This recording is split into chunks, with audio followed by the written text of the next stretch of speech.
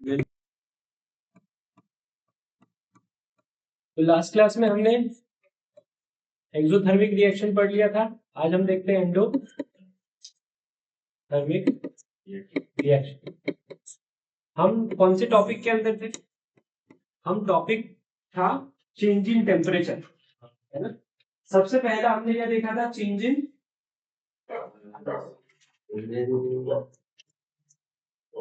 सबसे पहले evolution of gas सबसे पहले इवोल्यूशन ऑफ गैस देखा, फिर change in PPT formation of PPT देखा।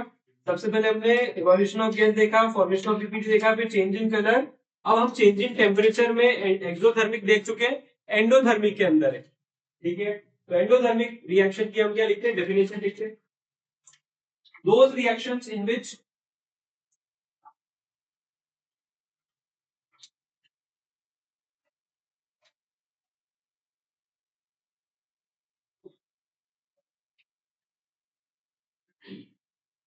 those reactions in which heat is absorbed during the reaction, those reactions in which heat is absorbed during the reaction are known as exothermic reaction. हाँ, are known as endothermic reaction. Endothermic ही है ये, तो ना, अगर मैंने गलती से एक्सोथर्मिक बोल दिया हो तो आई एम सॉरी, एंडोथर्मिक। ऐसी रिएक्शंस जिनमें हीट एब्जॉर्ब हो during reaction are known as endothermic reaction. तो एंडोथर्मिक में क्या होता है? हीट एब्जॉर्ब होती है। मतलब हीट कैसे एब्जॉर्ब होगी? हम क्या गर्म कर रहे हैं? क्या अगर गर्म कर रहे हैं तो आपको एंड रिजल्ट गर्म नहीं मिलेगा, या जो यहां पर आसपास की हीट है वो एब्जॉर्ब कर लेगा। ठीक है, एक्सोथर्मिक में क्या हो रहा था? अगर हमारे पास टेस्ट ट्यूब है, टेस्ट ट्यूब में हम कोई रिएक्शन कर रहे हैं, एक्सोथर्मिक में क्या हो रहा था? हाँ, एक्सोथर्मिक में ये हो रहा था कि अगर हमारे पास टेस्ट ट्यूब है, टेस्ट ट्यूब में रिएक्शन कर रहे हो तो टेस्ट ट्यूब गर्म हो जाता है, हम पकड़ नहीं सकते, इतना गर्म हो जाता है। ठीक है, एंडोथर्मिक में उल्टा, क्या कि हम रिएक्शन कर रहे हैं, हम कुछ भी गर्म नहीं डाल रहे, हम कोई गर्म पानी नहीं डाल रहे, हम कोई एसिड नहीं डाल रहे, हम जो रिएक्शन कर रहे हैं उसमें ना कोई फ्रिज का पानी इस्तेमाल कर रहे हैं, ना कोई बर्फ इस्तेमाल कर रहे हैं, पर जो हम रिएक्शन कर रहे हैं वो रिएक्शन होते होते एकदम से ठंडा हो जाएगा। टेस्ट ट्यूब इतना ठंडा हो जाएगा कि आप पकड़ नहीं सकते। समझ गए कि नहीं समझ गए? ऐसी रिएक्शंस को क्या बोलते हैं? हम एंडोथर्मिक रिएक्शन। तो ठंडा कैसे हो गया? आसपास की जो हीट है वो एब्जॉर्ब कर लेता है, उसको बोलते हैं हम एंडोथर्मिक। ठीक है, एग्जांपल लिखें। सबसे पहले इसका सबसे इंपॉर्टेंट एग्जांपल है फोटोसिंथेसिस।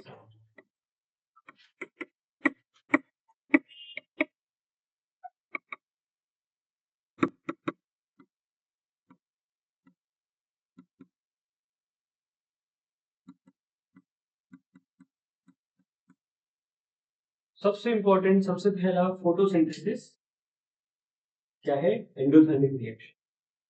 लेकिन फोटोसिंथेसिस के बारे में पता है आपको? फोटोसिंथेसिस के बारे में क्या पता है आपको? फोटोसिंथेसिस के बारे में प्लांट को हम क्या देखते हैं? पानी देते हैं, प्लांट CO2 छोड़ता है, CO2 लेता है, प्लांट CO2 लेता है एटमॉस्फेयर से, पानी हम दे देते हैं, पानी डाल देते हैं हम, फिर प्लांट को सनलाइट मिल जाती है दिन के समय में। क्लोरोफिल क्या है?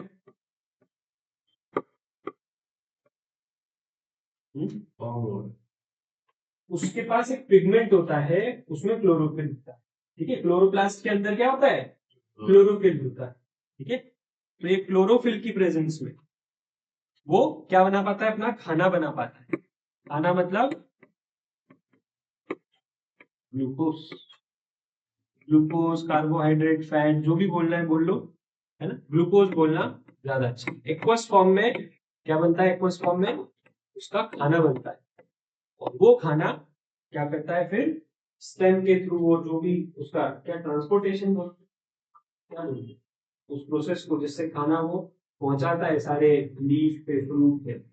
इसको 9th में पढ़ा है कि 10th में पढ़ोगे आप? 9th में पढ़ा है। अच्छा, ये नहीं पता फिर। हाँ, और बदले में क्या देता है अपने को? ऑक्सीजन देता है। ठीक है, आ रही बात समझ में कि नहीं आ रही? अब यहाँ पर आपको ध्यान रखना है क्या कि इसने ये सनलाइट जो थी क्या कर ली? इसने ये सनलाइट एब्जॉर्ब कर ली। ठीक है, इसने जो सनलाइट मिली इसको, ये इसने एब्जॉर्ब कर ली। क्या आपको यहाँ पर कुछ हीट वगैरह कुछ मिल रहा है? नहीं मिल। तो ये सनलाइट इसने एब्जॉर्ब कर ली, मतलब एब्जॉर्प्शन ऑफ क्या हो रहा है? हीट हो रहा है कि नहीं हो रहा है? तो इसने सनलाइट से हीट एब्जॉर्ब कर ली, तो यहाँ पर एब्जॉर्प्शन ऑफ हीट बोलेंगे कि नहीं बोलेंगे? क्लियर? लिख लिया अच्छे से।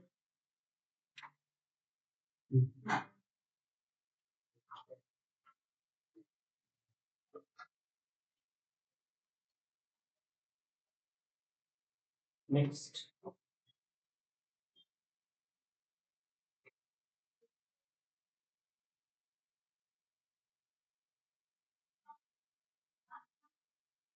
एंडो। सर डाउट है सर, फोटोसिंथेसिस एंडोथर्मिक है, इसका नाइट से कोई रिलेशन है क्या? किससे? नाइट से रिलेशन है, नाइट मतलब मतलब रात से? दिन से रिलेशन? रात से क्यों? नहीं सर, कहते हैं ना कि रात में एब्जॉर्ब ज्यादा करता है CO2 कोई प्लांट, तो नहीं, देखो कुछ प्लांट होते हैं जैसे तुलसी पीपल, इन सब की पूजा क्यों की जाती है? Why they are holy plant? बताओ। ये ऐसे प्लांट्स हैं जिनकी पूजा की जाती है। कुछ कल्चर में हिंदू लोग इनकी पूजा करते हैं, क्यों? क्योंकि दे नो, वो बहुत समय से जानते हैं क्या कि तुलसी जी का जो पौधा होता है, छोटा सा पौधा भी होता है ना? और कुछ पेड़, जो ऐसे पेड़ हैं, ऐसे पौधे हैं जो 24 आवर्स क्या करते हैं? ऑक्सीजन इमिट करते हैं। और जो 24 आवर्स ऑक्सीजन इमिट करे उसको क्या बोलेंगे? भगवान के समान। क्योंकि हमें क्या चाहिए? ऑक्सीजन चाहिए। ऑक्सीजन के बिना जिंदा रह सकते हैं क्या? नहीं। तो ऑक्सीजन हमें चाहिए। अब ऑक्सीजन के बिना हम जिंदा नहीं रह सकते। तो ऐसे पेड़ जो 24 घंटे ऑक्सीजन दे रहे हैं, वो हमारे लिए क्या हुए? कुछ ही नहीं। इसलिए हम उनकी पूजा करते हैं। क्या सारे प्लांट ऐसा कर पा रहे हैं? नहीं कर पा रहे। क्लियर है? तो यहाँ पर कुछ प्लांट हैं जो CO2 एब्जॉर्ब करते हैं, और जब रात का समय होता है तो वो CO2 एक्सहेल करते हैं। तो इसलिए हमसे बोला जाता है रात के समय पेड़ों के पास नहीं जाते। रात के पास पेड़ों के आसपास ये होता है, वो होता है। तो ये सब क्या है? डर फैलाया गया। तो एक्चुअली रात को पेड़ों के पास क्या CO2 ज्यादा हो जाता है। अगर हमको प्लांट की पहचान है कि हाँ ये वो प्लांट है जो ऑक्सीजन देता है, उसके पास जाने में कोई बुराई नहीं। बट हमें नहीं पता होता है कि कौन ऑक्सीजन दे रहा है, कौन CO2 दे रहा है। क्लियर है? तो सनलाइट की प्रेजेंस वाली बात नहीं है, बात ये है कि साइकिल होती है, प्लांट की साइकिल होती है ना? हम सुबह उठ के अच्छा महसूस करते हैं, क्या रात भर भी अच्छा महसूस करेंगे? क्या थक जाते हैं? वैसे ही प्लांट का रहता है। क्लियर है? तो वो साइकिल उल्टी चला देते हैं। CO2 जो इनहेल कर रहे होते हैं वो एक्सहेल करते हैं। क्लियर है? चलो नेक्स्ट देखते हैं, लिखेंगे। When barium hydroxide is added to, when barium hydroxide is added to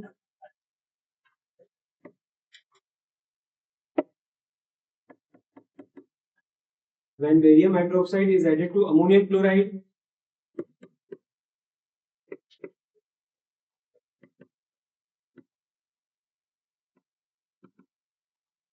when barium hydroxide is added to ammonium chloride, then it gives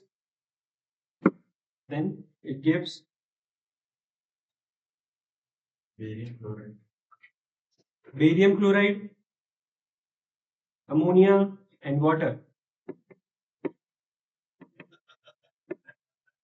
ये वाली रिएक्शन नहीं लिखना है जो मैं लिख रहा हूं, आपको पूरी उसमें बनाकर लिखना है।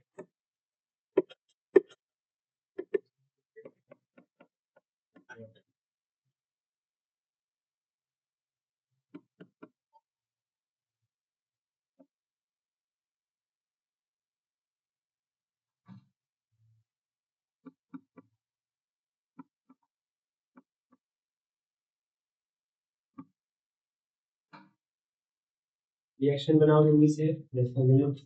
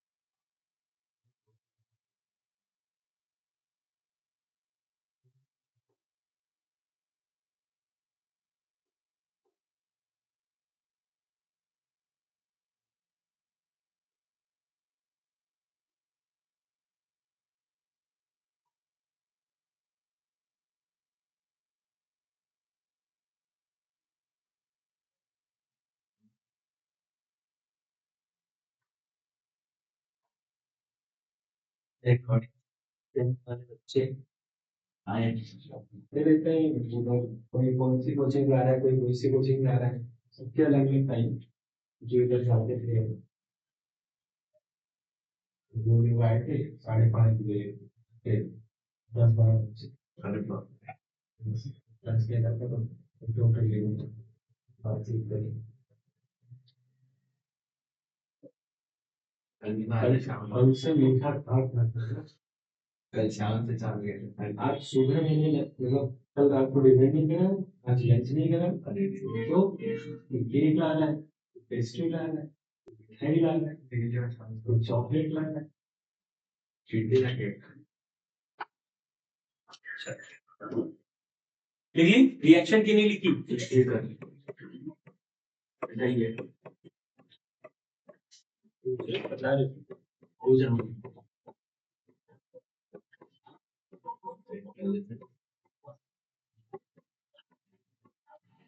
सर एक डॉक्टर जनरल लगे आगे नहीं, मैंने यहाँ पे वो नहीं लिखे स्टेट्स है ना, तो वो स्टेट्स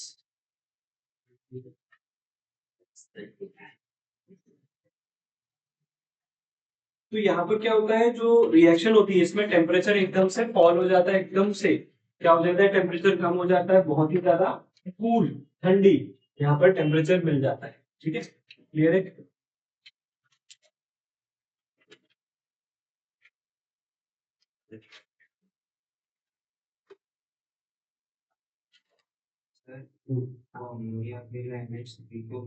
अमोनिया NH3 होता है और अमोनियम NH4 होता है।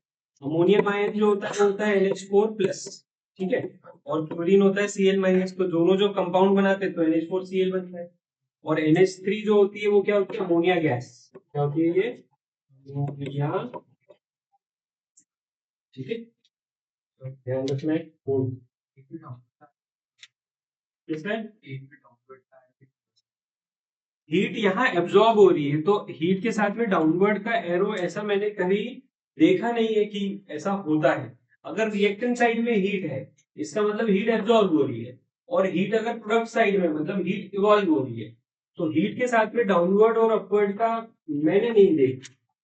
ठीक है ना, अगर आपने कहीं किसी राइटर की बुक में देखा हो या गूगल पे देखा हो तो अपन उसके बारे में डिस्कस कर सकते और ठीक है। पीपीटी पे तो लगता है ना प्रोडक्ट में तो पीपीटी हमेशा प्रोडक्ट साइड ही बनता है, हाँ तो पीपीटी में डाउनलोड क्यों बनता है, क्योंकि पीपीटी इनसॉल्युबल होता है। ठीक है, और हीट इधर भी हो उधर भी है, तो हीट इधर है तो इट इज ऑब्वियस कि हीट इधर है मतलब एब्जॉर्ब हो रही है, और उधर है मतलब नेक्स्ट क्लास में उस बैच में वो शुरू होगा नेक्स्ट है ना बैच, और सर क्लास में बात करते हैं। एक और रिएक्शन इसकी एंडो की लास्ट, बहुत ही ठंडी ठंडी रिएक्शन है।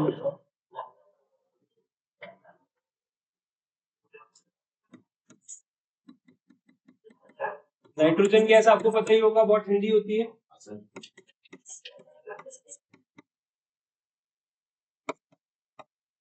तो ये रिएक्शन भी क्या आसपास जो हीट होती है उसको एब्जॉर्ब कर लेती है और नाइट्रोजन मोनोऑक्साइड गैस बन जाती है। कौन सी, नाइट्रोजन मोनोऑक्साइड।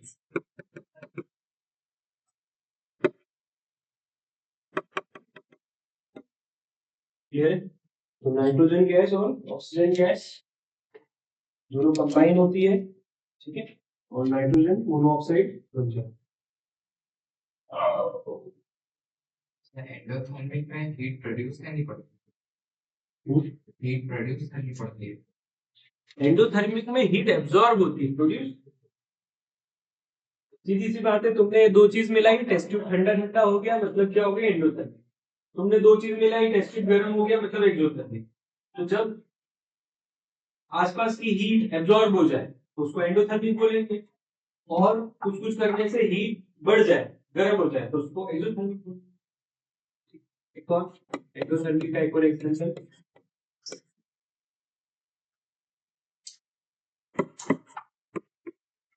क्विकलाइन, sorry limestone.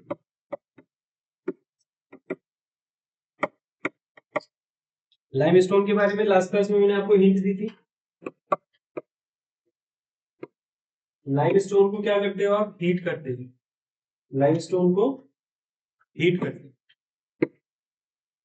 तो ये ब्रेक हो जाता है किसमें? ठंडा ठंडा चूना बना लेता है ये, जिसको आप क्विकलाइम बोलते हैं। क्विकलाइम बोल सकते हो। ठीक है, और ठीक है, तो ये सारे एंडोथर्मिक के एग्जाम्पल है। ये सारे एंडोथर्मिक के एग्जाम्पल, एंडोथर्मिक के 4 एग्जाम्पल हमने देखे। समझ में आए? लिखे हुए? हाँ आइए, मतलब ये वाला नहीं लिखा यार, कुछ नहीं लिखा अभी, क्या टाइम पास कर रहे हो? पीछे लिख लूंगा ना, पीछे पीछे क्यों लिखना है? तो उधर हाँ, ऐसी सब चित्र लोगे, कचरा बन जाएगा। थोड़ा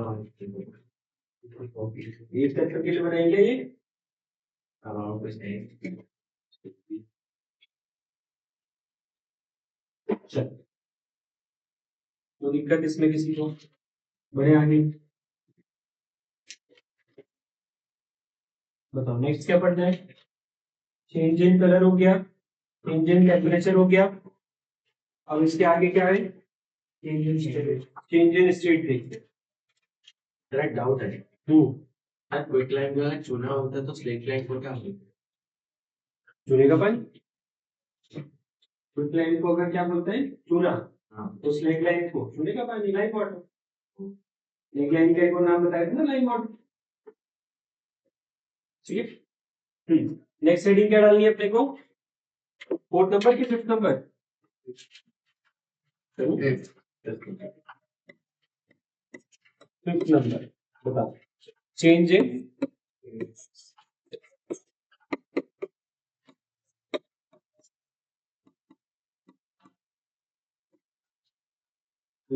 स्टेट, लिखेंगे इसमें।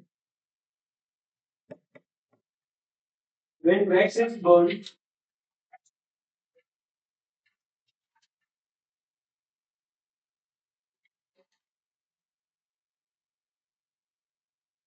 then water and CO2 are formed.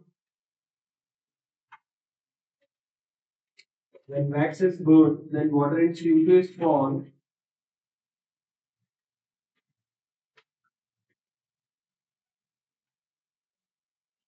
Are formed होगा ना इसको नहीं। Then water and CO2 are formed. Full stop. Here, wax is a solid and water is a liquid. Here, wax is a solid and water is a liquid. CO2. And CO2 is a gas. And CO2 is a gas.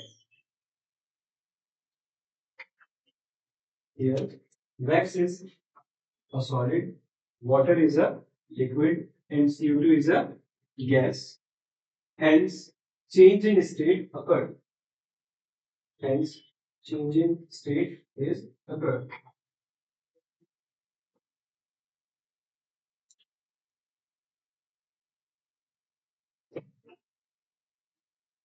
Hence, change in state is occurred. तो यहां जो हमने लिखा उसमें क्या लिखा कि जो वैक्स था उसको हमने वाटर से रिएक्ट करवाया, मतलब एक तरह से बर्न हुआ वो,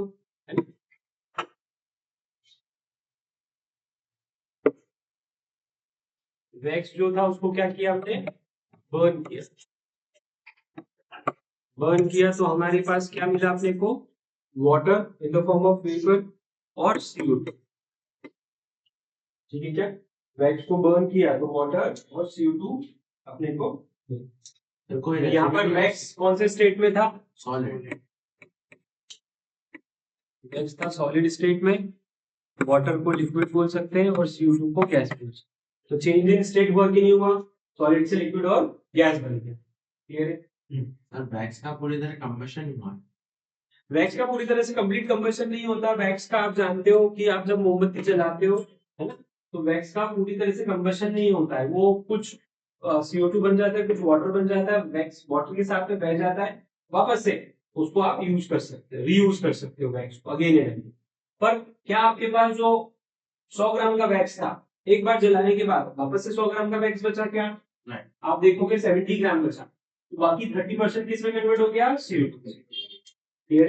इस तरह से वैक्स को again and again and again use करते जाओगे, तो आपके पास पहले 15 सेंटीमीटर की मोमबत्ती थी, तो अब उसी वैक्स से 10 सेंटीमीटर की मोमबत्ती बन जाएगी, फिर उसी वैक्स से 5 सेंटीमीटर की मोमबत्ती बन जाएगी। मतलब जो आप जला रहे हो, है ना, जो आप क्या कर रहे हो, कंबशन कर रहे हो, उससे वैक्स किस में कन्वर्ट हो रहा है? CO2 में कन्वर्ट हो। CO2 मतलब धूप बन के उड़। ठीक है, चलो आगे बढ़ते हैं। Chemical equations.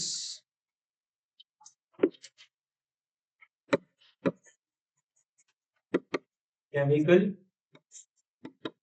Reaction and equation, तो चैप्टर का नाम यही था। अब हम केमिकल रिएक्शन और इक्वेशन के बारे में डिटेल में देखते हैं। बोलो। तो वो मेथड जिससे हम केमिकल रिएक्शन से इक्वेशन बनाते हैं, मतलब मैं आपको वर्ड्स में बोलूं और आप सिंबल में कन्वर्ट कर दो, तो इस मेथड को क्या बोलते हैं कि केमिकल रिएक्शन को इक्वेशन में कन्वर्ट करना। और अगर बैलेंस करा तो बैलेंस्ड केमिकल इक्वेशन बन जाएगी। बैलेंस केमिकल इक्वेशन क्या होती है? जिसमें LHS और RHS, केमिस्ट्री में LHS RHS नहीं बोलते, रिएक्टेंट और प्रोडक्ट में सेम नंबर ऑफ एलिमेंट्स हो। ठीक है, सेम नंबर ऑफ एलिमेंट्स कहाँ हो? रिएक्टेंट और प्रोडक्ट में, यानी कि एरो के लेफ्ट हैंड साइड और एरो के राइट हैंड साइड। ठीक है, जो दोनों रिएक्टेंट है उसमें कितने कार्बन है, कितने हाइड्रोजन है, कितने ऑक्सीजन है, उतने ही कार्बन हाइड्रोजन ऑक्सीजन का होना चाहिए, प्रोडक्ट के साइड होना चाहिए। तो अगर ये बैलेंस्ड है तो अच्छी बात है, नहीं है तो करना पड़ेगा मैथमेटिक्स लगा के। क्लियर है? आई बात समझ में? तो अगर आपने बैलेंस कर दिया तो उसको क्या बोलेंगे? बैलेंस्ड केमिकल रिएक्शन या बैलेंस्ड केमिकल इक्वेशन। समझिए, तो लिखेंगे the method of representing a chemical reaction,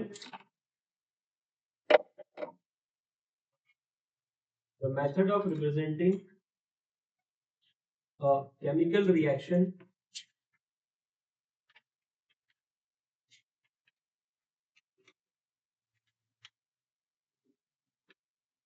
the method of representing a chemical reaction with the help of symbols and formulae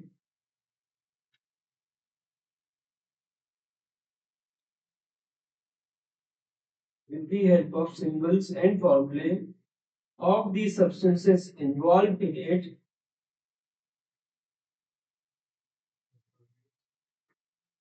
and formulae of the substance involved in it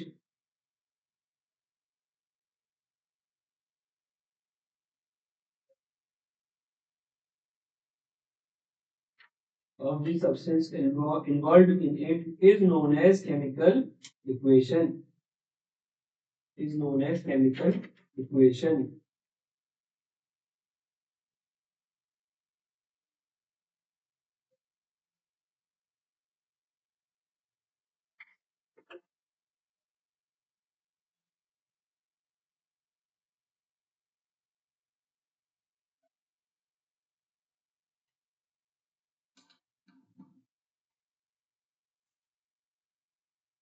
For example,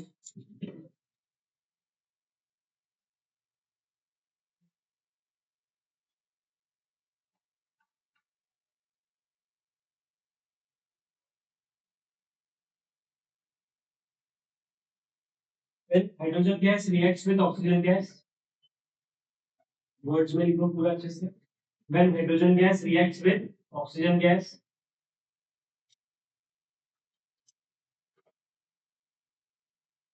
it gives water.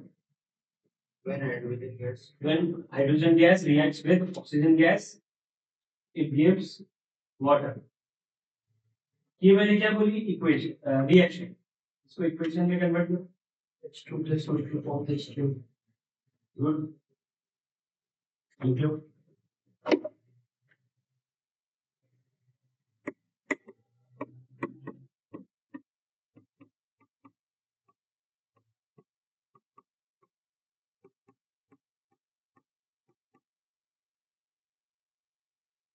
ठीक है, तो ये हमने chemical reaction से equation बनाई। ठीक है, अब हम क्या देखते हैं, बैलेंस्ड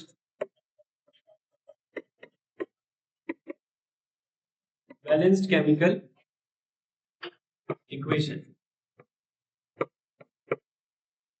नेक्स्ट सब हेडिंग छोटी सी, balanced chemical equation.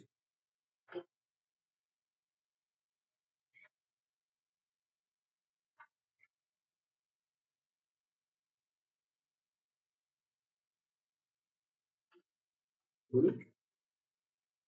chemical equation in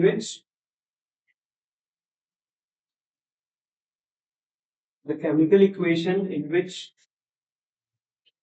the atoms of all the elements, the chemical equation in which the atoms of all the elements are equal in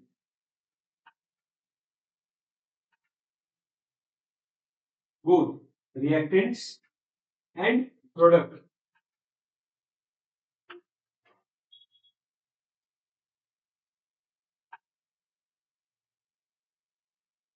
In which the atoms of all the elements are equal in both reactants and product is called a balanced chemical equation. Is called a balanced chemical equation.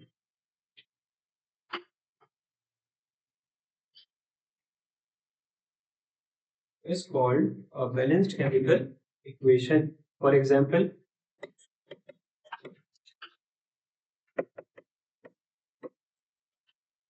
when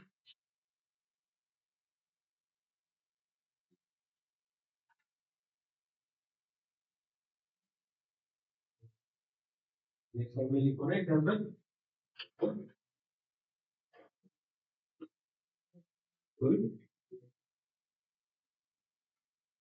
Mg वाला लेते हैं magnesium का। When magnesium ribbon, when magnesium ribbon is burned in the presence of air,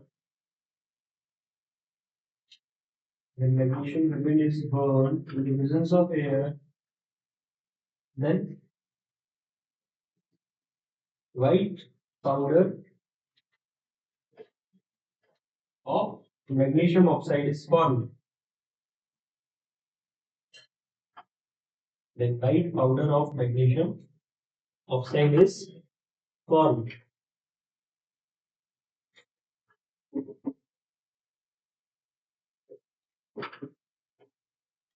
Okay. Now,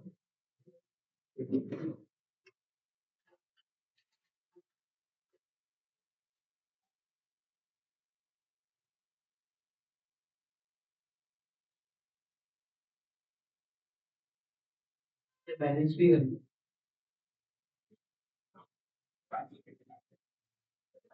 बनाओ फिर लिखो it is not balanced, फिर balance करो फिर लिखो इट इज बैलेंस्ड।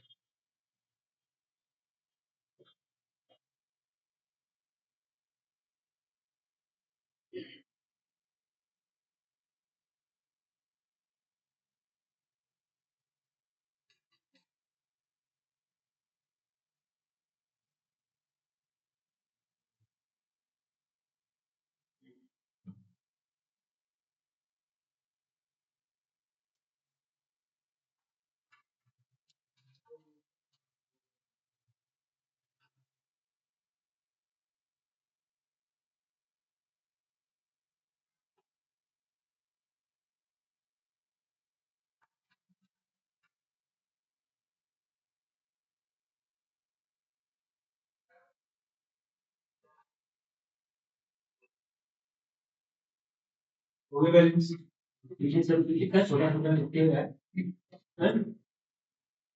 हो गया।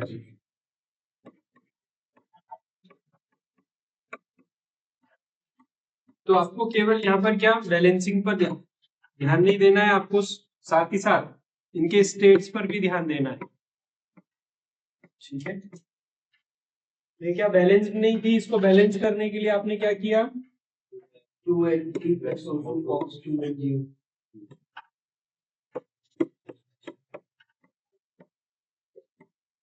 यहाँ पर 2 ऑक्सीजन थी जिसकी वजह से आपने यहाँ 2 लगाया। यहाँ 2 लगाने से मैग्नीशियम भी 2 हो गए, तो फिर यहाँ पर भी 2 लगाना पड़ा। तो ये अनबैलेंस थी, ये क्या हो गई, बैलेंस हो गई। ये अनबैलेंस क्यों थी, क्योंकि यहाँ पर एक ऑक्सीजन है, यहाँ पर 2 ऑक्सीजन है, बाकी मैग्नीशियम तो बैलेंस था। कौन अनबैलेंस था, ऑक्सीजन। तो ऑक्सीजन को बैलेंस करने के चक्कर में 2 लगाया। अब ये 2 किसका है, मैग्नीशियम का भी ऑक्सीजन का भी। ये 2 किसका है, दोनों का है। तो अगर दोनों का 2 है तो मैग्नीशियम 2 हो गए, वहां पर एक ही है, तो मैग्नीशियम क्या होगी, 2 लगा दिया, तो क्या हो गया, पूरा बैलेंस हो गया। 2 magnesium 2 oxygen, 2 magnesium 2 oxygen. Simple. समझ गए कि नहीं समझ गए? ये जो 2 होता है ये पहले से बना हुआ होता है ना, ये एक मॉलिक्यूल का 2 है। ये हम लगा सकते हैं क्या, नहीं। निकाल सकते हैं क्या, नहीं। हम कहां लगाते हैं, बैलेंसिंग करते हैं तब, कोई भी कंपाउंड के आगे या एलिमेंट के आगे। जैसे यहाँ पर मैग्नीशियम था तो मैग्नीशियम के आगे क्या लगा दिया, 2 लगा दिया। और यहाँ पर कंपाउंड था तो कंपाउंड के आगे क्या लगा दिया, 2 लगा दिया। ठीक है, तो एलिमेंट के आगे 2 लगाने से केवल वो उसका हुआ, कंपाउंड के आगे लगाओगे तो ये फिर 2 मैग्नीशियम का भी है, ऑक्सीजन का। ये बात का ध्यान रखो। ठीक है, और करें बैलेंस। अगर बैलेंस नहीं करेंगे तो क्या हो जाएगा? देखो अगर आपको बोला है कि जिंक के साथ में वैल्यूड एसिड को रिएक्ट करके बताओ, right a balance chemical equation, तो आपने जिंक के साथ में कोई भी HCl वगैरह को रिएक्ट तो करवा के बता दिया, बट बैलेंस नहीं करी, तो आपने पूरा काम करा क्या, नहीं करा। तो आपको जब भी क्वेश्चन आएगा तो आपको रिएक्शन देंगे नहीं कि इसको बैलेंस करो, नहीं, ऐसा क्वेश्चन नहीं आता। आपको वो जो मैंने बोल के बताया ना, रिएक्शन देंगे आपको वर्ड में, और उसको फिर आपको लिखना पड़ेगा इक्वेशन में, और फिर उसको बैलेंस करना। और कभी कभी तो एक्स वाई जेड में खेल जाते हैं, क्या कि एक्स है, ये वाई है, जेड है, और बताओ क्या रिएक्शन होगी। एक्स की कोई हिंट दे दी उन्होंने, वाई की कोई हिंट दे दी आपको, जैसे लास्ट क्लास में मैंने बताया था आपको, इस तरह की हिंट दे दी और क्वेश्चन डाल दी। ठीक है,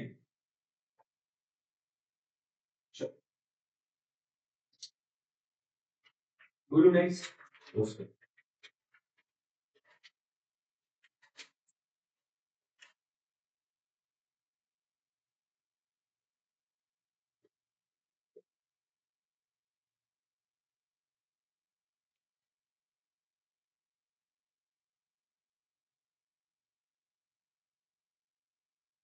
मीथेन बर्न्स इन ऑक्सीजन। अब अपन पहले से स्टार्ट कर रहे हैं, तो फर्स्ट तो डाल लो, बैलेंसिंग सीख रहे हैं अभी अपन। तो बैलेंसिंग में क्या बोलूंगा मैं रिएक्शन बोलूंगा, आप इक्वेशन लिखोगे, फिर उसको बैलेंस करोगे। ठीक है ना, तो when methane burns in oxygen to form CO2 and water, methane burns in oxygen to form CO2 and water।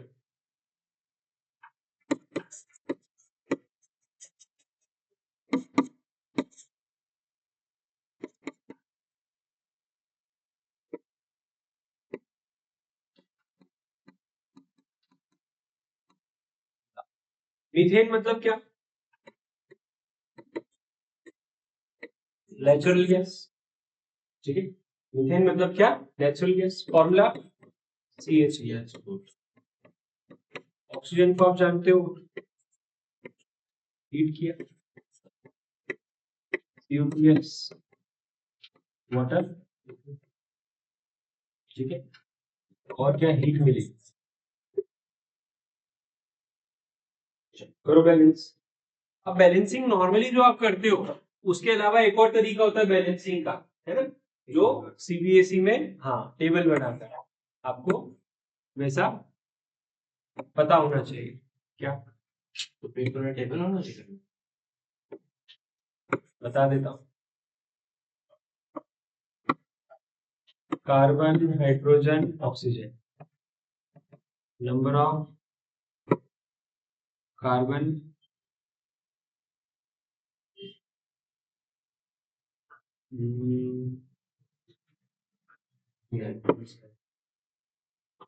हाँ रिएक्टेंट साइड और ये हो जाएगा प्रोडक्ट साइड।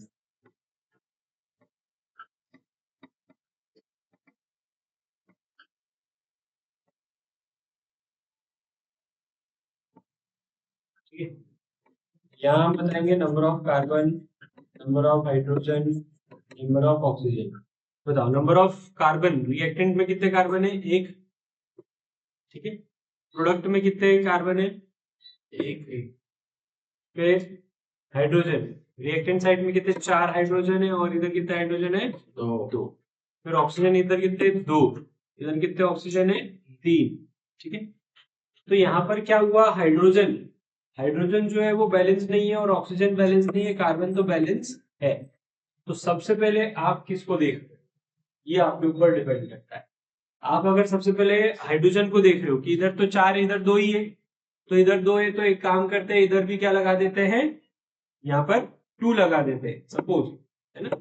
तो यहाँ पर आप 2 लगाने गए, यहाँ पे जैसे ही आपने 2 लगाया, हाइड्रोजन 4 के क्या हो गए? 4 हो गए। क्लियर? ऑक्सीजन कितने हो गए? 2 और 2 4 हो गए। ऑक्सीजन यहाँ पर 4 हो गए इस वजह से, पर वहां पर क्या है? 2 ही है। तो फिर आपने यहाँ पर क्या लगाया? 2 लगाया, तो यहाँ पर भी कितने हो गए? 4 हो गए। तो 1 1 4 4 4 4 हो गया बैलेंस। क्लियर है? तो हम क्या करेंगे, यहाँ पर फिर बैलेंस्ड केमिकल इक्वेशन लिख देंगे। क्या?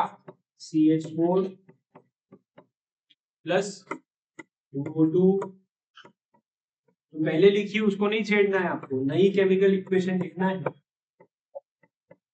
Plus CO2 plus 2H2O।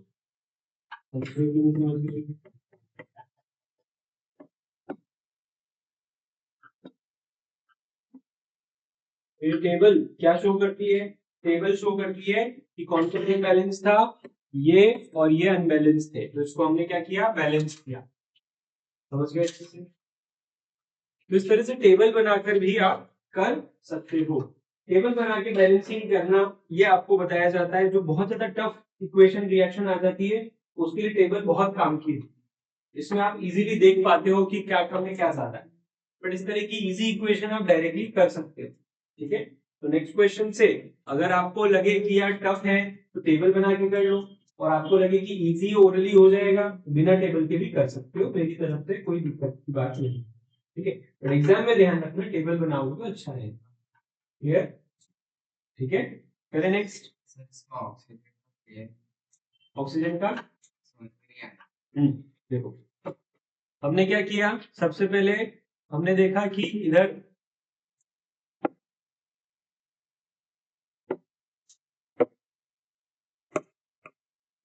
सबसे पहले हमने क्या देखा कि क्या कम है? इधर से हाइड्रोजन कम है। कहाँ? प्रोडक्ट में। और रिएक्टेंट में क्या कम है? ऑक्सीजन का। तो प्रोडक्ट साइड में हमने हाइड्रोजन, वहां कितने? 4 थे, यहाँ 2 थे, तो अगर हम यहाँ 2 लगाएंगे तो 2 2 4 हो गए। पर ऑक्सीजन कितने हो गए? 2 ये और 2 ये, 4 हो। तो पहले कितने थे यहाँ पर? 3 थे, अब कितने हो गए? 4 हो गए। तो यहाँ पर 2 ही है, तो 2 है, तो यहाँ पर 2 लगाएंगे, तो 2 2 4 ऐसा। ठीक है, 2 2 के 2, तो 2 2 4। तो अब यहाँ पे भी क्या हो गया? 4। तो ये क्या हो गया? ये भी 4 हो गया, ये भी 4, सब बैलेंस हो गया ऐसा। ठीक है,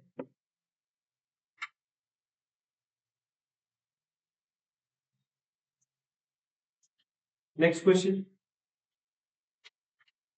बैलेंसिंग का।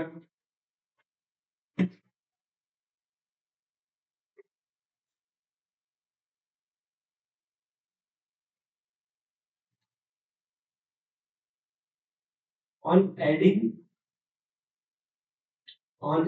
an aqueous solution of sodium hydroxide,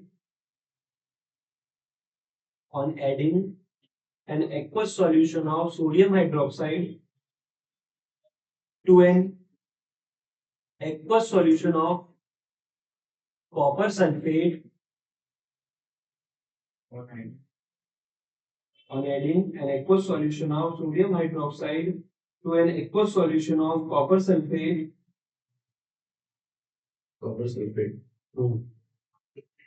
copper hydroxide is precipitated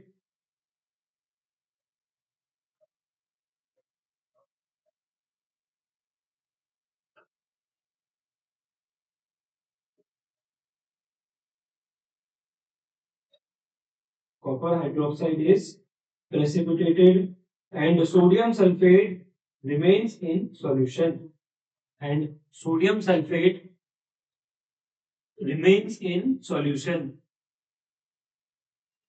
sir ये कौन सा लगा? देखो जब भी आपको कॉपर में दिक्कत होगी, कौन सा कॉपर है, तो कॉपर बाय डिफॉल्ट क्या होता है 2 1, है ना। मर्क्यूरी बाय डिफॉल्ट क्या होता है 2 1, आयरन बाय डिफॉल्ट क्या होता है 2 1, ठीक है। कॉपर आयरन मर्क्यूरी तीनों में वैलेंसी 2 जो होती है वो बाय डिफॉल्ट माना जाता है, ठीक है।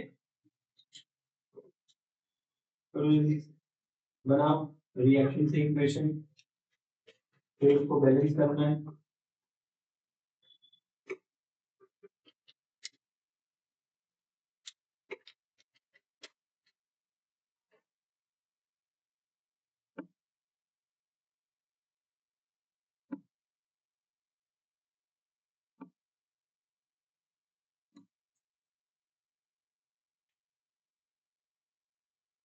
सोडियम हाइड्रोक्साइड, क्या लिखा सोडियम हाइड्रोक्साइड को, NaOH लिखा।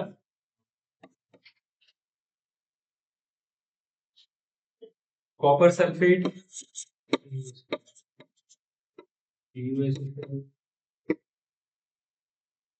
gives कॉपर हाइड्रोक्साइड,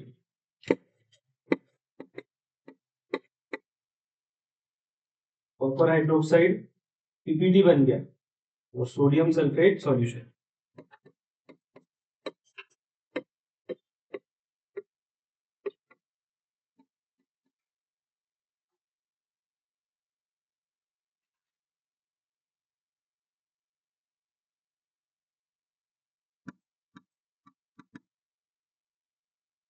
बैलेंस है क्या ये, बैलेंस है क्या, नहीं करो।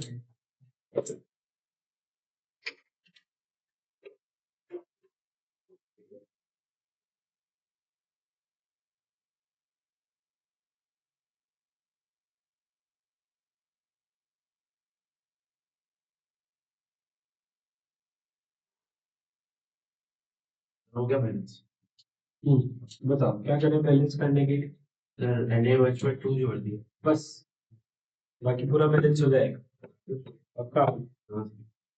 तो क्या वासुदेव जो बोल रहा है वो सही है, ऐसे 2 लगा दे पूरा बैलेंस हो जाएगा।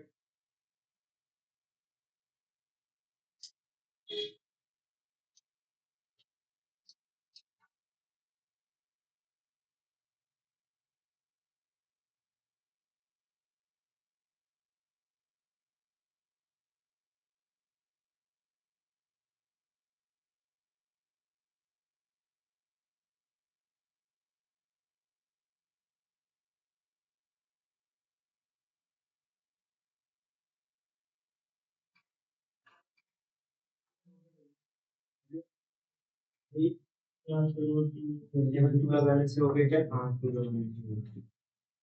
पक्का चेक कर लिया, ठीक है। तो केवल 2 लगाने से बैलेंस हो जाएगा,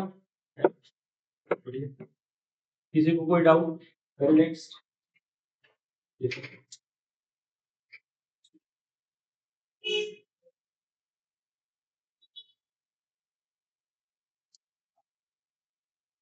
when heated iron metal when heated iron metal when heated iron metal reacts with steam,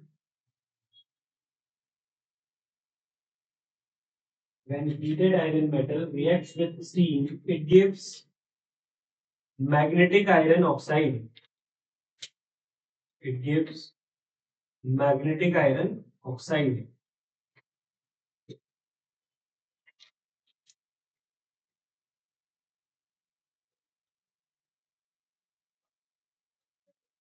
अब जैसे क्विकलाइन है, जब तक आपको पता नहीं होगा कि क्विकलाइन कैल्शियम ऑक्साइड को बोलते हैं तो क्या हम लिख पाएंगे, जब तक हमें नहीं पता मीथेन CH4 होता है, ब्यूटेन C4H10 होता है, वैसे ही मैग्नेटिक आयरन ऑक्साइड जब तक पता नहीं चलेगा तब तक कुछ हो पाएगा क्या, नहीं हो पाएगा। तो कुछ सब्सटेंसेस हैं आपके सिलेबस में जिनका कॉमन नेम आपको पता होना चाहिए, ठीक है। उनमें से क्विकलाइम, स्लैकलाइम, लाइमस्टोन, ये सब तो है ही, इसके अलावा ये भी है। तो हम आपको इन सब के क्या common name plus chemical name सब कुछ पूरा नॉलेज आपको होना चाहिए, तो धीरे धीरे सबका नॉलेज आपको हो जाएगा, ठीक है। तो यहाँ पर थर्ड वाले के लिए अगर मैग्नेटिक आयरन ऑक्साइड हमें नहीं पता है कि मैग्नेटिक आयरन ऑक्साइड क्या होता है, तो हम कुछ भी नहीं कर सकते, कुछ भी नहीं, ठीक है। तो मैग्नेटिक आयरन ऑक्साइड जो बनता है वो फेरस ऑक्साइड और फेरिक ऑक्साइड को मिलाकर बनता है, ठीक है। फेरस ऑक्साइड बता सकते हो किसको बोलूं मैं? F sir FeO very good. और ferric oxide? Sir Fe2O3 very good.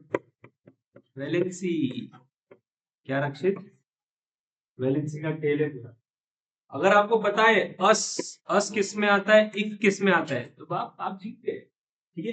क्योंकि देखो फेरस मतलब वैलेंसी 2, ऑक्सीजन की तो 2 है ही, 2 से 2 कैंसिल, Fe हो गया। फेरिक, फेरिक में क्या होगा, केवल यहाँ 3 होगा, बाकी ये तो 2 है ही सही, तो ये Fe2O3, इतना इजी। आपको केवल एक बार दिमाग में बिठाना है कि अस मतलब कम वाली वैलेंसी, इक मतलब ज्यादा वाली वैलेंसी, तो आयरन की दो वैलेंसी होती है, 2 और 3। इसी तरह से mercurous, mercuric, cube plus cube prick, और कॉपर और मर्क्यूरी में दोनों वैलेंसी होती है 1 और 2, तो अस वाली कम और इक वाली ज्यादा, ठीक है। तो एक बार आपने याद कर लिया, हो गया। इसके अलावा आप जो फेरस होता है, ठीक है, फेरस को क्या भी बोलते हो, आयरन सेकंड, और फेरिक को क्या भी बोलते हो, iron third, because of its valency, ठीक है। ये जो सेकंड लगता है किसका लगता है, वैलेंसी का, और ये जो थर्ड लगता है किसका लगता है, वैलेंसी का, क्लियर है। तो यहाँ पर हम Fe इस तरह से वैलेंसी लिखते हैं, आयंस लिखते हैं, तो आयंस की जो टेबल है आपके पास वो याद करना है। चलो, तो कॉम्बिनेशन ऑफ दीज टू है ना, कॉम्बिनेशन ऑफ किसका, फेरस ऑक्साइड और फेरिक ऑक्साइड ऐड करना आता है, Fe3O4 ठीक है। ऐड कर दो, तो 3 और 1 4, और ये 3। Fe3O4 को क्या बोलते हैं, magnetic iron magnetic iron oxide, या फिर आयरन सेकंड कॉमन थर्ड, क्या बोलते हैं, आयरन सेकंड थर्ड ऑक्साइड या मैग्नेटिक आयरन ऑक्साइड, लिख लो इसको जल्दी से। अगर ये आपके पास है तभी आप क्या कर पाओगे, ये जो रिएक्शन दी है वो करवा पाओगे, अदरवाइज रिएक्शन ही नहीं करवा पाओगे, आप सोचो। क्योंकि आपको ये बोला जाएगा कि ये रेड हॉट आयरन है, क्या बोला जाएगा, मैंने क्या लिखवाया, हीटेड आयरन। हीटेड आयरन और रेड हॉट आयरन में कोई अंतर है क्या, बताओ, नहीं। तो रेड हॉट आयरन जब स्टीम से रिएक्ट करेगा तो ऐसा ऐसा बनेगा, रिएक्शन लिखो फास्ट। अब आयरन बोलो चाहे रेड हॉट आयरन बोलो, Fe होगा वो। रेड हॉट आयरन का कोई फॉर्मूला डिफरेंट होता है, वही होता है, ठीक है। तो थर्ड वाले में Fe सॉलिड प्लस किससे रिएक्ट करवा रहे हैं, H2O किस फॉर्म में, टेप क्या मिलेगा, लिक्विड है ना, कौन ये, हाँ। स्टीम लिक्विड होता है, गैसियस स्टेट होता है पर उसमें वाटर ड्रॉपलेट तो होती है, स्टीम ड्राई होता है, लेटेंट हीट ऑफ एनर्जी होती है उसके अंदर, फ्यूजन वाली टच होता है तो कंडेंसेशन होता है, अदरवाइज तो गैस हुआ ना। तो आयरन में वाटर मिलाया, क्या बन गया, Fe3O4, ठीक है। आयरन सेकंड, करो बैलेंस करो जल्दी से।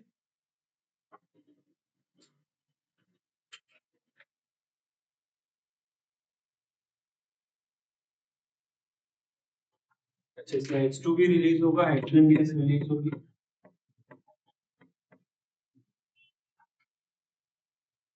बैलेंस करना है।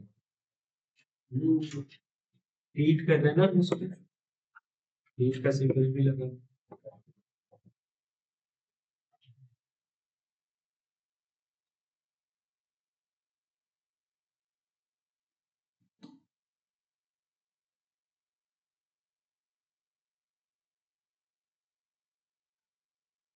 हो गया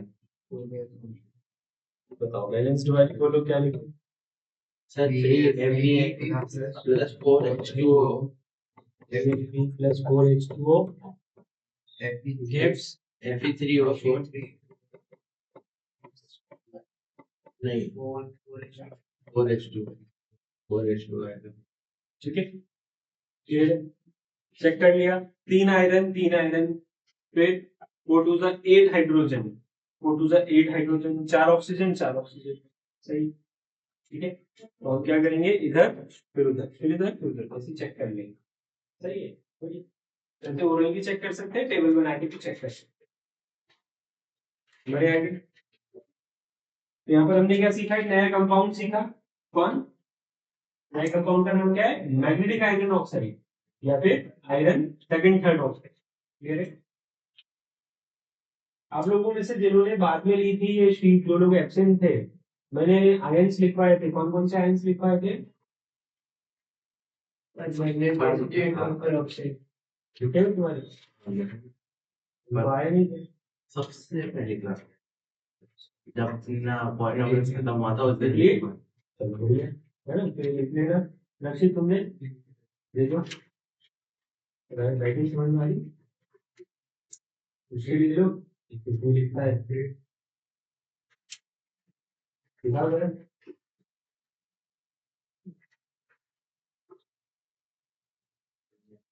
कैलिग्राफी जाते थे क्या बचपन में, जल्दी जल्दी घूमेगा।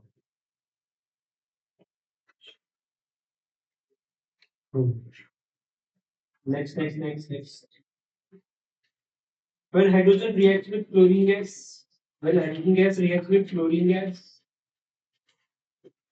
when hydrogen gas reacts with chlorine gas, it forms dry HCl. It forms dry HCl. Dry HCl. Yes. Okay. When hydrogen gas reacts with chlorine gas, it forms chlorine gas. dry. When hydrogen gas reacts with chlorine gas,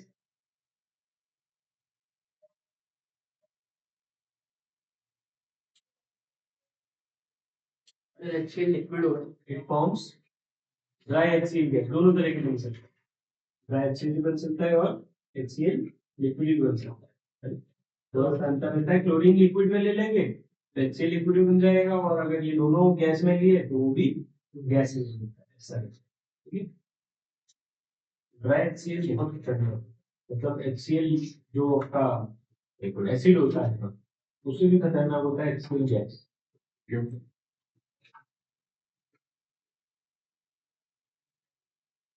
concentrated के साथ साथ वो dry HCl की gas है, तो मतलब आप जितना सोच सकते हो उससे भी डेंजर होता है, रिएक्टिविटी बढ़ेगी।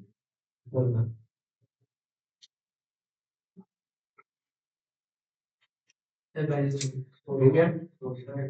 HCl एग्जाम के बाद मल्टीटास्किंग नहीं है, देखो उसका देखिए बता इसको।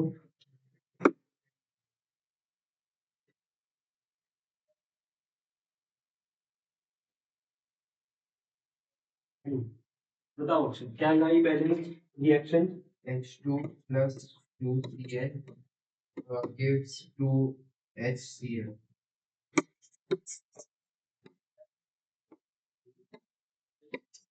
ये सही है।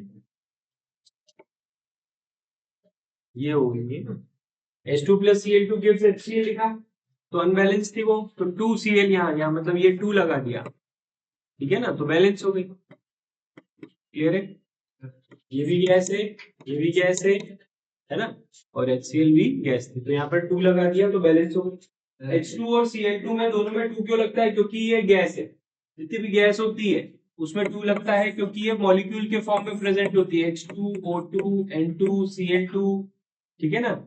ये सब क्या होती है, गैस होती है। तो इन सब में क्या लगता है, ये 2 लगता है क्योंकि मॉलिक्यूल है। इसी तरह से सल्फर गैस होती है तो उसमें S8 लगता है, फास्फोरस गैस है तो P4 लगेगा, Fe2, ठीक है। ये एटम होते हैं आयरन के, आयरन के एटम अकेले एग्जिस्ट कर सकते हैं, इसलिए वहां पर Fe2 नहीं होता, अच्छा वो तो क्लियर है। और इनर्ट गैसेस जो होती है, इनर्ट गैसेस हीनियर के जैरन, वो अकेले एग्जिस्ट कर सकती है तो उनमें 2 नहीं लगता। ये वो गैसेस है जो इनर्ट नहीं है, जो अकेले एग्जिस्ट नहीं कर सकता, तो इसलिए ये खुद के साथ बॉन्ड बना लेती है। तो क्या बोलते हैं हम, nitrogen molecule, oxygen molecule, hydrogen molecule, chlorine molecule, sulphur molecule, phosphorus molecule, और इस तरह से ये एग्जिस्ट करती है। केवल ऑक्सीजन है, केवल हाइड्रोजन है, तो ये केवल आपकी किताबों में, कॉपियों में एग्जिस्ट कर सकता है। हाइड्रोजन एटम अकेला यहाँ पे घूम सकता है क्या, नहीं। ऑक्सीजन एटम यहाँ अकेला घूम सकता है क्या, नहीं। तो हाइड्रोजन हाइड्रोजन मिलके H2 मॉलिक्यूल बना लेते हैं और H2 गैस उसको बोलते हैं। तो रियली में जो एग्जिस्ट करते हैं वो ये एग्जिस्ट करते हैं, ठीक है, किताबों के बाहर की बात चलती और मैं एफ नहीं एफएल बोलना चाहता है। एफएल क्या होता है, सॉरी नहीं सॉरी एफ भी बोलना है।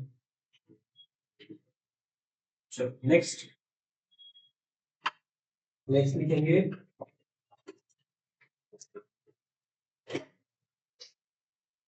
Hydrogen gas combines with nitrogen, hydrogen gas combines with nitrogen to form ammonia,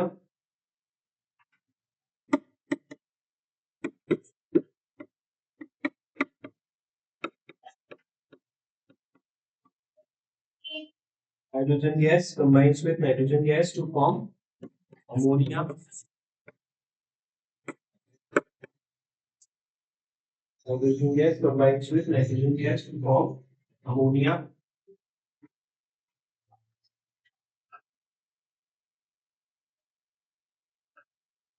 बस अमोनिया और क्या, ठीक है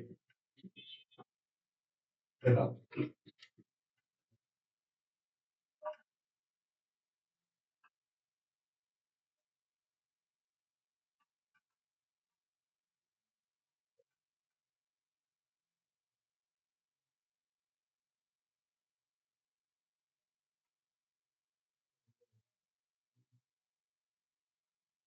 हो गया सर हो गया सर। राजवीर बताओ। H2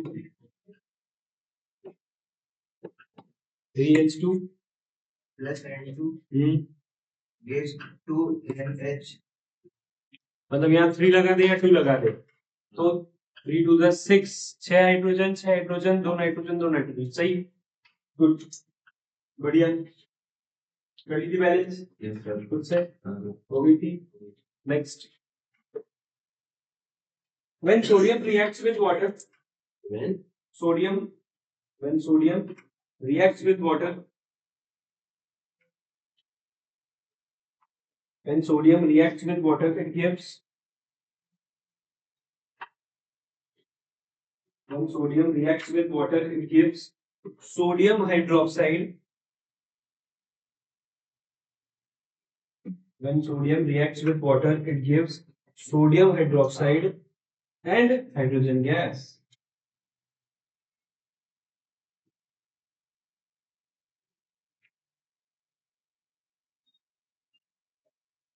When sodium reacts with water it gives sodium hydroxide and hydrogen gas. करो जल्दी से।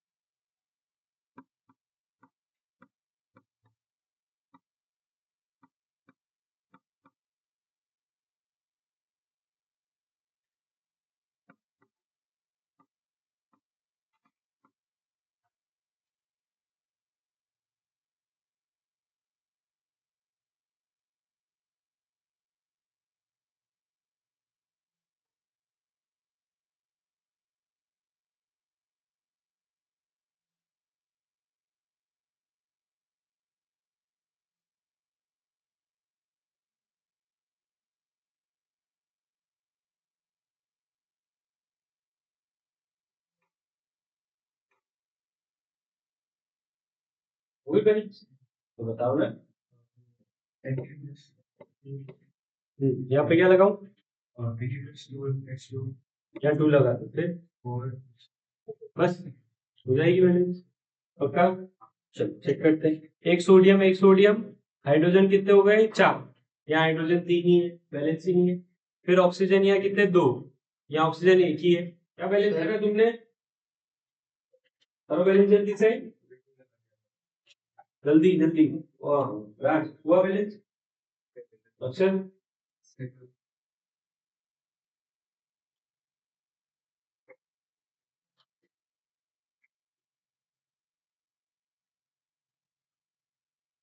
देखो बैलेंसिंग पे फोकस अगर आपका अच्छा है, बैलेंसिंग अगर हो पा रही है, फिर नेक्स्ट आपका टारगेट क्या होना चाहिए? State.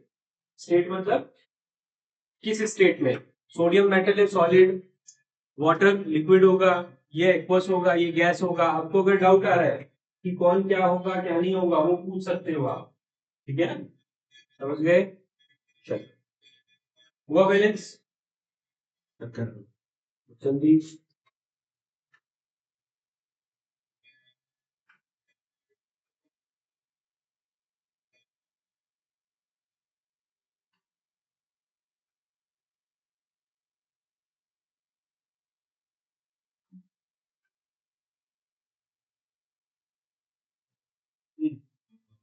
To N A plus two H two O gives two N A O H plus H two. 3/2 लगा दें हो जाएगा।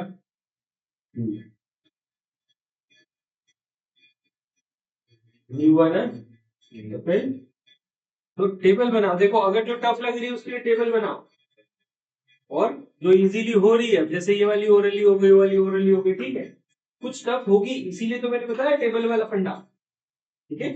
तो यहाँ पर कैसे करना है? यहाँ पर अपन ने देखा कि यार इधर सोडियम 1 है, इधर भी 1 है, ठीक है, कोई दिक्कत नहीं है। इधर फिर हमने क्या देखा, जैसे इसको हटा देते हैं, है ना? अभी सोचना सीखते हैं अपन, कैसे सोचेंगे इसको। चलो ओरली भी सोचना है तो कैसे सोचेंगे? सोडियम बराबर दिख रहे थे, हाँ ठीक है। हाइड्रोजन बराबर दिख रहे थे, इधर 3 थे इधर 2 थे, ठीक है ना? तो इधर हाइड्रोजन आपको बढ़ाना है, तो आपने इधर हाइड्रोजन बढ़ाने के लिए क्या लगा दिया? 2 लगा दिया, ठीक है। अब यहाँ पर हाइड्रोजन कितने हो गए? 4 हो गए। यहाँ पर हाइड्रोजन अनबैलेंस हो गए, तो यहाँ पर भी आपने 2 लगा दिया कि 2 हाइड्रोजन इधर 2 हाइड्रोजन इधर, 4, ये 4 हो गए, ठीक है। अब क्या हो गया? ऑक्सीजन 2 हो गए, ऑक्सीजन 2 हो गए, ऑक्सीजन 2 हो गए, ठीक है, बढ़िया। अब सोडियम यहाँ पर 2 हो गए इस चक्कर में, तो यहाँ पे भी सोडियम 2 कर देंगे, हो गया देखो बैलेंस। इजी, ऐसे सोचना, विद इन 10 सेकेंड्स आना चाहिए आपका। जल्दी जल्दी ऐसे सोच के और करना, पैनिक नहीं होना, ठीक है। नेक्स्ट बोलू? Yes sir. तो बैलेंसिंग सीखोगे उसके बाद ये स्टेट पर फोकस कर पाओगे, है ना? मैं साथ साथ में स्टेट भी लिख रहा हूं ताकि आपको जितने भी रिएक्शन है वो अलग अलग है, तो आपको ये ध्यान रहे कौन सॉलिड है, कौन लिक्विड है, कौन एक्वस है।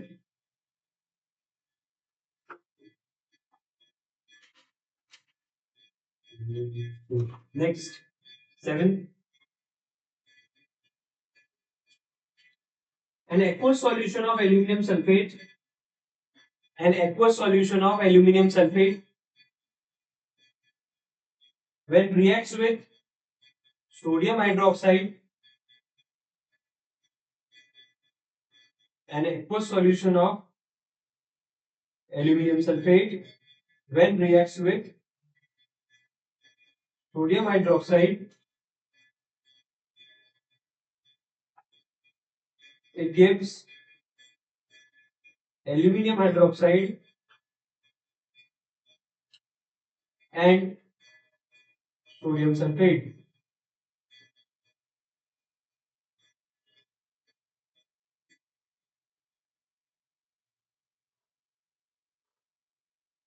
An aqueous solution of aluminum sulfate reacts with sodium hydroxide, it gives aluminum hydroxide and sodium sulfate.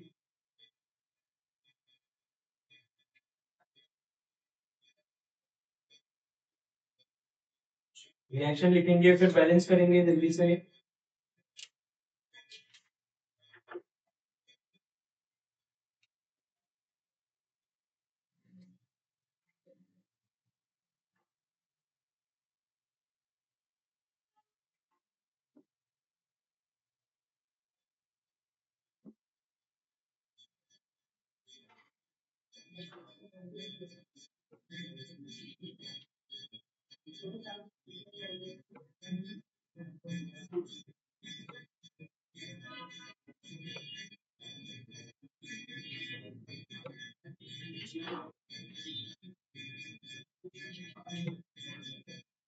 Let's dive into the simple, powerful logic behind all chemical equations.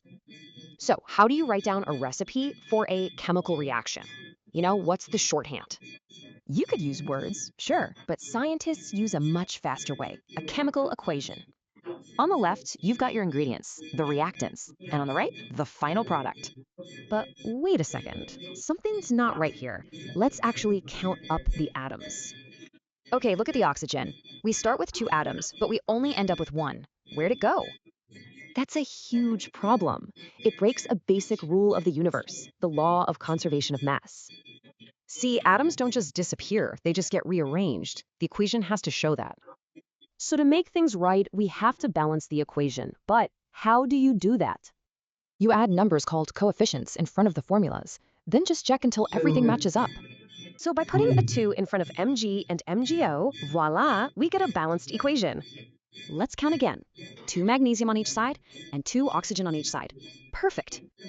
Now this tells the real story. No atoms were lost, they just formed something new. So why go through all this trouble? Why is balancing equations so important anyway? It's not just a math puzzle. It's about making sure our chemistry actually follows the laws of the universe.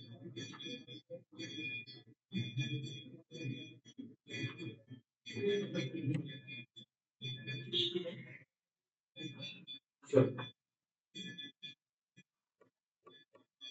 बता क्या थी sodium aluminium sulphate क्या लिखा aluminium sulphate को Al2SO4 whole rise Al2SO4 whole rise aqueous solution plus reacts with sodium hydroxide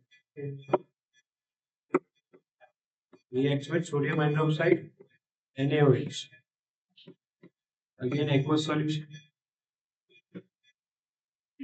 it gives aluminium hydroxide क्या लिखा है aluminium hydroxide को ALOH thrice ALOH whole thrice फिर सोडियम सल्फेट ये तो एक्वस हो जाएगा और सोडियम सल्फेट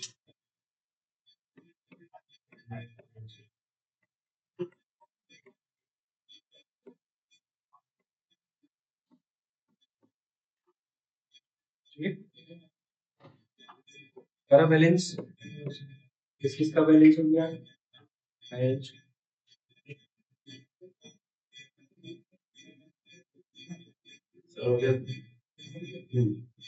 सर इधर Na2SO4 प्रेसिपिटेट होगा Na2SO4 यहाँ पर हाँ ये डबल डिस्प्लेसमेंट है ना पीपीटी बने सॉलिड और इसका कलर Na2SO4 का देखना पड़ेगा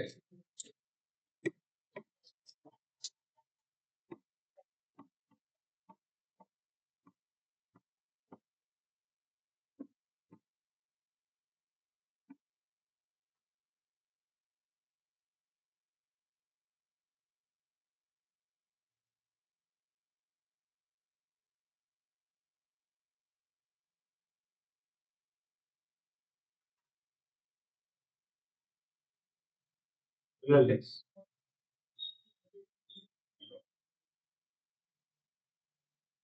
वाइट क्रिस्टल सॉलिड होता है सॉलिड तो लिखना ही है मेटालिक होगा ना मेटालिक होगा ना मेटेलिक अल्फा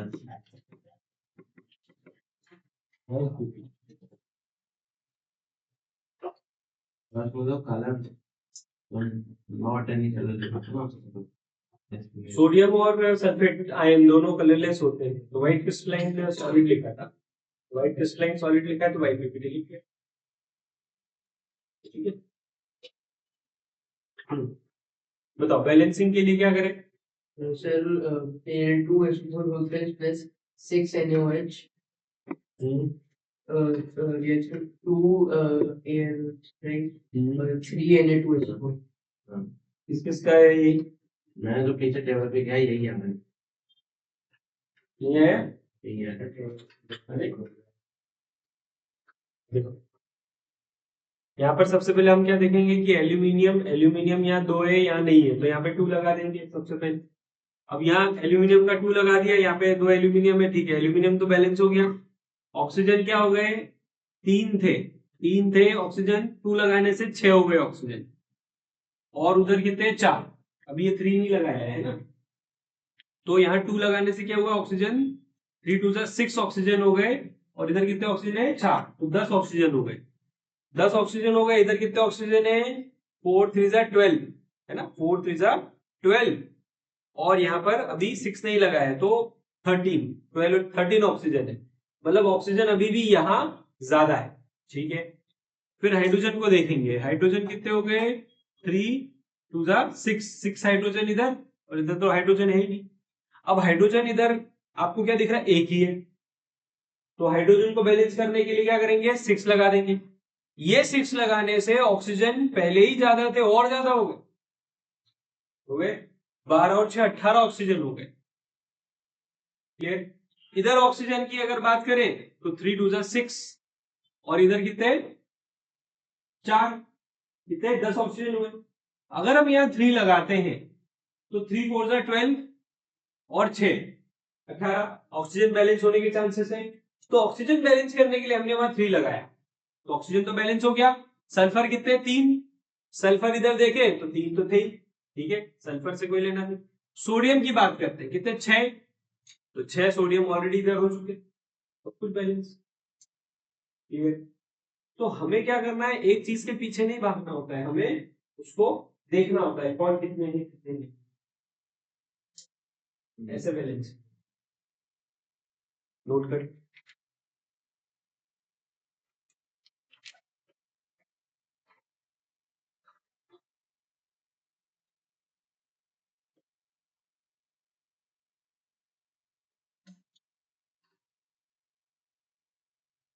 बोलो नेक्स्ट, लिख लिया।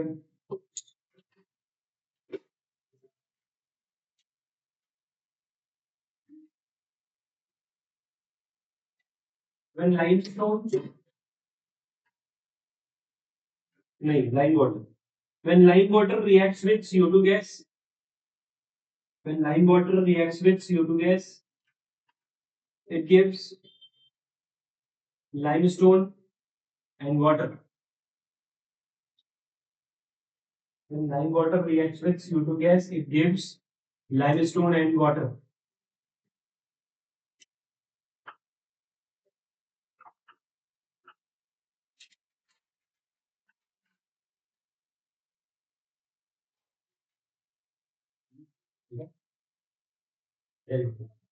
when the water reacts with CO2 gas it gives limestone and water Now,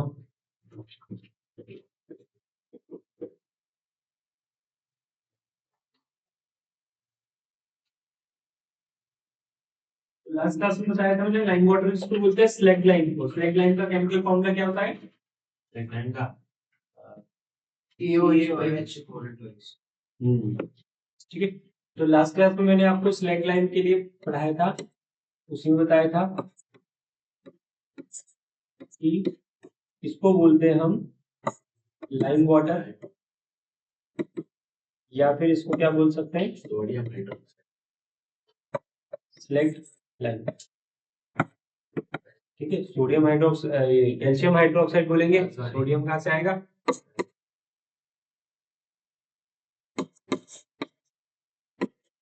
इस फॉर्म में होता है।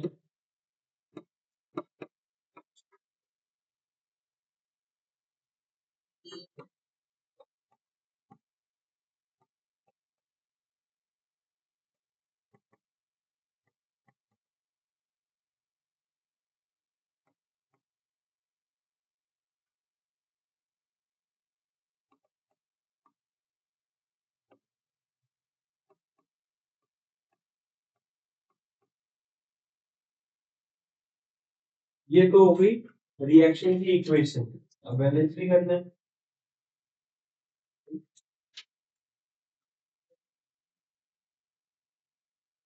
जो चूना होता है उसमें पानी मिलाते हैं, चूने का पानी बन जाता है, लाइम वाटर, स्लेक लाइम, कुछ भी बोल सकते हो। It is use for white washing, है ना, इसका यूज क्या है, व्हाइट वॉशिंग के लिए काम आता है ये। हाँ, ये जो, अरे ये लाइम वाटर कौन से, कैसे पुताई करोगे? लाइम वाटर जो है, स्लेक लाइम, इसका यूज है क्या, use for white washing, last class में बताया था मैंने। ठीक है, व्हाइट वॉशिंग मतलब पुताई, पेंट। और जब पेंट कर दिया तो एयर में जो क्या है, CO2 गैस है, उससे रिएक्ट करेगा और लाइमस्टोन, यानी कि जो दीवार पे पपड़ी जम जाती है, पपड़ी है ये, और जो दीवारों पे बूंद बूंद पानी बनता है वो है ये H2। सर ये क्वेश्चन ऑलरेडी बैलेंस था। हाँ सर, ऑलरेडी देख क्यों लग गई फिर देखने में, वेरी गुड। तो कैल्शियम एक एक, ऑक्सीजन दो इधर, दो, चार, तो उधर भी चार, हाइड्रोजन दो, ठीक है, कार्बन एक, ऑक्सीजन टोटल देख चुके हैं, चार चार, ठीक है। It is already balanced chemical equation, ठीक है, already balanced chemical equation.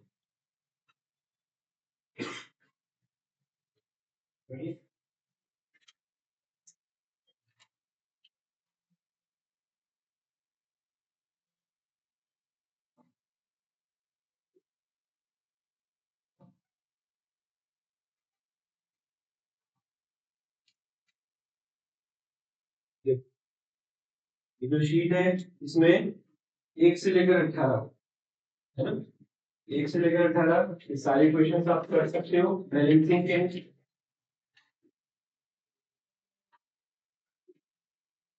Balancing के क्वेश्चन है 1 से लेकर 18, क्वेश्चन नंबर 1 से लेकर क्वेश्चन नंबर 18 एक बार देख लो, ऐसा लग रहा हो आपको ये क्या है, पूछ सकते हो। जिन क्वेश्चन में लिखा है बैलेंस करना है, बैलेंस केमिकल इक्वेशन लिखना है, उसमें बैलेंस लिखना है।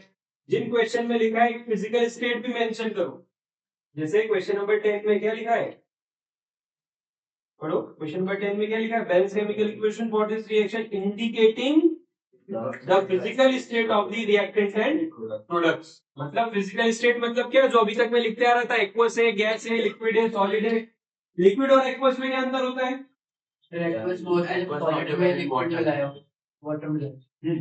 इन शॉर्ट हम क्या बोल सकते हैं, एक्वस उनको बोलते हैं जो न्यूट्रल नहीं होते, जो एसिड और बेसिक्स होते हैं, सॉल्ट्स होते हैं, उनको क्या बोलते हैं, एक्वस। और जो लिक्विड यानी कि न्यूट्रल, पानी जैसे न्यूट्रल होते हैं, अल्कोहल हो गया, पानी हो गया, इनको लिक्विड हम बोलते हैं। समझ गए, क्लियर है, जो क्या है, न्यूट्रल है।